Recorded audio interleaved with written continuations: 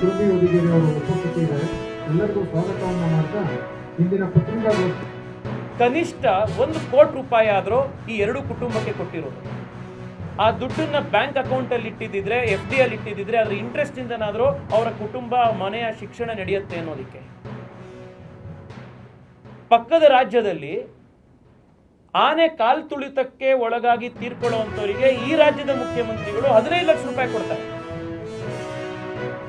ಆದರೆ ನಮ್ಮದೇ ರಾಜ್ಯದಲ್ಲಿ ಭೀಭತ್ಸವಾಗಿ ಭೀಕರವಾಗಿ ಟೆರರಿಸ್ಟ್ ಅಟ್ಯಾಕ್ ನಲ್ಲಿ ತೀರ್ಕೊಂಡಂತ ಇಬ್ಬರು ಕುಟುಂಬದವರಿಗೆ ಅದಕ್ಕಿಂತ ಜಾಸ್ತಿ ಅಲ್ಲ, ಅವ್ರಿಗೆ ಕೊಟ್ಟಷ್ಟಾದ್ರೂ ಕೊಡುವಂತ ಯೋಗ್ಯತೆ ಈ ಸರ್ಕಾರಕ್ಕೆ ಇಲ್ವಲ್ಲ. ಮುಸ್ಲಿಮರ ಓಟಿಗೆ ತಮ್ಮನ್ನು ತಾವು ಮಾರ್ಕೊಂಡಿರುವಂತ ಕಾಂಗ್ರೆಸ್ ಪಾರ್ಟಿಯ ಸರ್ಕಾರದಿಂದ ನಾವು ಇದಕ್ಕಿಂತ ಜಾಸ್ತಿ ಎಕ್ಸ್ಪೆಕ್ಟ್ ಮಾಡ್ಲಿಕ್ಕೆ ಸಾಧ್ಯನೇ ಇಲ್ಲ. ಹಿಂದೂ ಸಮಾಜದ ಜವಾಬ್ದಾರಿ ಇದೆ ಈ ಕುಟುಂಬಗಳನ್ನ ನೋಡ್ಕೊಳ್ಳುವಂಥದ್ದು, ಕುಟುಂಬಕ್ಕೆ ಕೊಡಬೇಕಾದಂತಹ ಶಕ್ತಿಯನ್ನು ಕೊಡುವಂಥದ್ದು.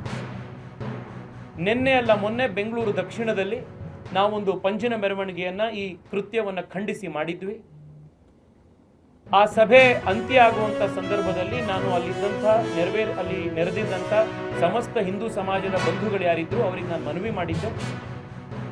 ರಾಜ್ಯ ಸರ್ಕಾರ ಏನು ಪರಿಹಾರ ಕೊಟ್ಟಿದೆ ಅದಕ್ಕಿಂತ 1 ರೂಪಾಯಿ ಆದರೂ ಪರಿಹಾರ ಜಾಸ್ತಿ ನಾವು ನಮ್ಮ ಕ್ಷೇತ್ರದಿಂದ ಕೊಡಬೇಕು. ಇದರಿಂದ ಸರ್ಕಾರಕ್ಕೂ ಒಂದು ಮೆಸೇಜ್ ಹೋಗಬೇಕು, ಹಿಂದೂ ಸಮಾಜಕ್ಕೂ ಎಲ್ಲ ಕಡೆ ಮೆಸೇಜ್ ಹೋಗಬೇಕು ಅಂತ ನಾನು ಮನವಿ ಮಾಡಿದ 5 ನಿಮಿಷದಲ್ಲೇ ಅಲ್ಲಿ ನೆರೆದಿದ್ದಂತಹ ಜನ ಸುಮಾರು 20 ಲಕ್ಷ ರೂಪಾಯಿಗಳನ್ನ ಈಗಾಗಲೇ ಅಲ್ಲೇ ಕೊಟ್ಟಿದ್ದಾರೆ. ನಾಳೆ ನಮ್ಮ ಭಾರತೀಯ ಜನತಾ ಪಾರ್ಟಿ ಬೆಂಗಳೂರು ದಕ್ಷಿಣ ಮತ್ತು ಭಾರತೀಯ ಜನತಾ ಯುವ ಮೋರ್ಚಾ ಕರ್ನಾಟಕ ವತಿಯಿಂದ ಭರತ್ ಭೂಷಣ್ ಅವರ ಮನೆಗೆ 10 ಲಕ್ಷದ 1 ರೂಪಾಯಿ, ಮಂಜುನಾಥ್ ಅವರ ಮನೆಗೆ 10 ಲಕ್ಷದ 1 ರೂಪಾಯಿಯನ್ನ ನಾಳೆ ನಾಡಿದ್ರಲ್ಲಿ ನಾವು ಅವ್ರ ಇಡೀ ಕುಟುಂಬಕ್ಕೆ ತಲುಪಿಸ್ತಾ ಇದ್ದೀವಿ.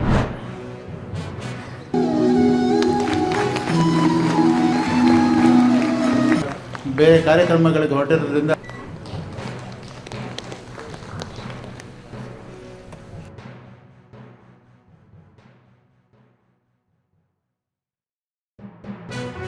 ಎಲ್ರಿಗೂ ನಮಸ್ಕಾರ.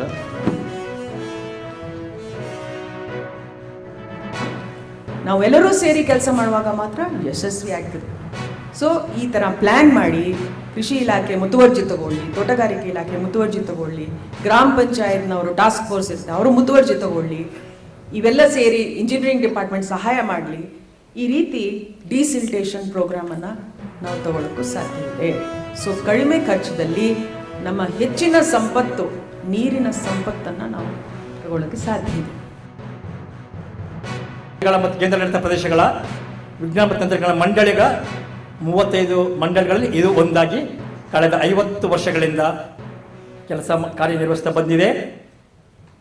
ಈ 2025ನೇ ಇಸವಿ ನಮ್ಮ ರಾಜ್ಯ ತಂತ್ರಜ್ಞಾನ ಮಂಡಳಿಗೆ ಸುವರ್ಣ ಸಂಭ್ರಮ, 50 ವರ್ಷಗಳ ಒಂದು ದೊಡ್ಡ ಮೈಲಿಗಲ್ಲು.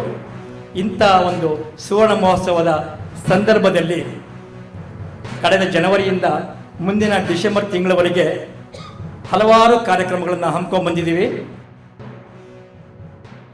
ಎನಿಬಡಿ ಹೂ ಮೆಜರ್ಸ್ ಅವ್ರಿಗೆ ನಂಬರ್ ಸಿಗುತ್ತೆ, ಆ ಡೇಟಾ ಪಾಯಿಂಟ್ ಸಿಗುತ್ತೆ with geo location. So you can create a map of area where there is more nitrate or more phosphorus, how much fertilizers to use or what pollution is there.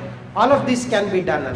So that was an eye opener for us. So we actually incubated a company. Right now it's doing field work on that. Formation ಮಾಡೋದಿರ್ಬೋದು, transportation ಪ್ಲ್ಯಾನನ್ನು ಮಾಡಿ short ರೂಟ್ಗಳನ್ನು ಸ್ಥಾಪಿಸುವುದಿರ್ಬೋದು, ಅದರಲ್ಲೆಲ್ಲ ಚೆನ್ನಾಗಿ ಬಳಸ್ಕೊಂಡಿದ್ದೀವಿ. ಅದೇ ರೀತಿ ನಾನು ನನ್ನ ಜಿಲ್ಲಾ ಪಂಚಾಯತ್ ಕಾರ್ಯನಿರ್ವಹಣಾ ಅಧಿಕಾರಿಯಾಗಿ ಕಾರ್ಯನಿರ್ವಹಿಸಿದಂಥ ಸಂದರ್ಭದಲ್ಲಿ ಈ ವಸತಿ ಯೋಜನೆಗಳನ್ನು ಅಥವಾ ವಸತಿಗೋಸ್ಕರ ಸರ್ಕಾರದ ಜಮೀನನ್ನು ತಗೊಳ್ಳುವಂಥ ಸಂದರ್ಭದಲ್ಲಿ ಕೆರೆಗಳ ಡಿಸಿಲ್ಟೇಷನಲ್ಲಿ ನೆಟ್ವರ್ಕ್ ಮಾಡುವಂಥದ್ರಲ್ಲಿ ಚೆನ್ನಾಗಿ ಬಳಸ್ಕೊಂಡಿದ್ದೇನೆ.